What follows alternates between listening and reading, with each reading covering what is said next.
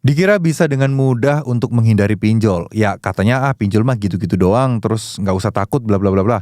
Tapi kok malah berakhir di penjara? Nah ini agak agak aneh gitu ya, dan yuk kita akan bahas deh di video kali ini. Yang penting teman-teman ini, setelah nonton video ini tidak takut-takut lagi, setelah teman-teman menonton video ini, tahu fakta yang sebenarnya. Oke, assalamualaikum warahmatullahi wabarakatuh. Video ini tidak akan panjang-panjang, saya akan to the point aja terkait masalah seperti ini. Percuma juga saya panjang-panjang, teman-teman nggak butuh itu semua. Yang teman-teman butuhkan adalah, ya bagaimana sih caranya untuk kita itu benar-benar bisa tetap tenang meskipun ada masalah. Karena memang tidak ada solusi instan ya. Saya yakin teman-teman tahu tidak ada solusi instan, jadi kita harus cari tahu gimana caranya kita untuk menolong diri kita sendiri di masalah utang kayak gini ya.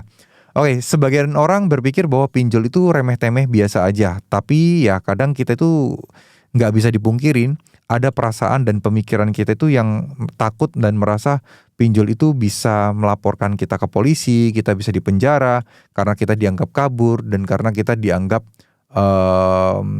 brutal gitu ya teman-teman ya, ibaratnya kayak kabur-kabur dari tanggung jawab dan apapun itulah intinya ya.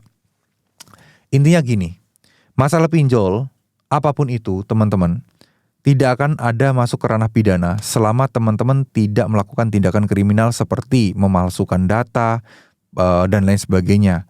Kalau teman-teman sudah melakukan pinjaman dan teman-teman ini sudah melakukan prosedur yang berlaku, proses peminjaman tidak aneh-aneh, tidak pakai jalur-jalur yang aneh-aneh, itu aman-aman aja, tidak akan ada yang bisa menuntut kalian. Karena secara undang-undang ini masuknya ke ranah perdata, tidak mungkin berakhir ke penjara. Nah yang jadi masalah adalah kalau kita menghindar-menghindar, terus kemudian adanya ancaman-ancaman, terus kemudian adanya pemalsuan KTP dan seterusnya, nah ini bisa berakhir ke penjara.